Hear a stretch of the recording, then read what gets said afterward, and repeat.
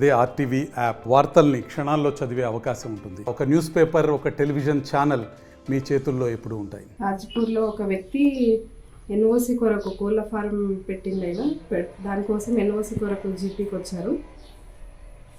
అయితే మేము జీపీలో ఒక ఎన్ఓసి ఇవ్వాలంటే ప్రకటన పెట్టాల్సి ఉంటుంది. ప్రకటన పెట్టిన 15 రోజులకు ఎలాంటి అభ్యంతరాలు రాకపోతే మేము ఎన్ఓసి ఇస్తాం. ప్రకటన పెట్టినాక ఒక 2-3 డేస్ కాల్ చేసిండు ఇవ్వండి అని. అయితే నేను టైం పడుతుంది, మాకు ఒక 15 డేస్ తర్వాత మేము ఎన్ఓసి ఇస్తా అని చెప్పడం జరిగింది తనకి.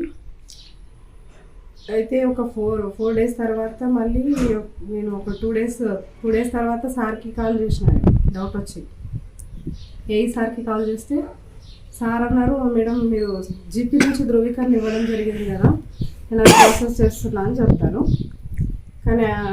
కానీ ఒకసారి ఆ ధృవీకరణ నాకు వాట్సాప్ చేయమంటే సార్ నాకు పంపించడం జరిగింది. అది చూస్తే వాస్తవానికి నా సంతకాలు నావి కాదు, ఆ రైటింగ్ నాది కాదు, స్టాంపులు కూడా మావి కాదు అని పోలీస్ స్టేషన్లో కంప్లైంట్ చేయడం జరిగింది. బట్ ఫైనాన్స్ కంపెనీ వాళ్ళు లోన్ ఒక 6 నెలల క్రితం లోన్ ఇచ్చారంట వాళ్ళకి మా విలేజ్ నుంచి. కానీ వాళ్ళు మాకు మొన్న ఫ్రైడే రోజు వచ్చి జీపీకి వచ్చి ఆ పత్రాలను తీసుకొచ్చి చూపించడం జరిగింది. అందులో కూడా ధృవీకరణ కానీ మా రిసిప్ట్ కానీ అవేవి కూడా మావి కాదు. ఓన్లీ రిజిస్ట్రేషన్ కూడా చేయించుకోవడం జరిగింది.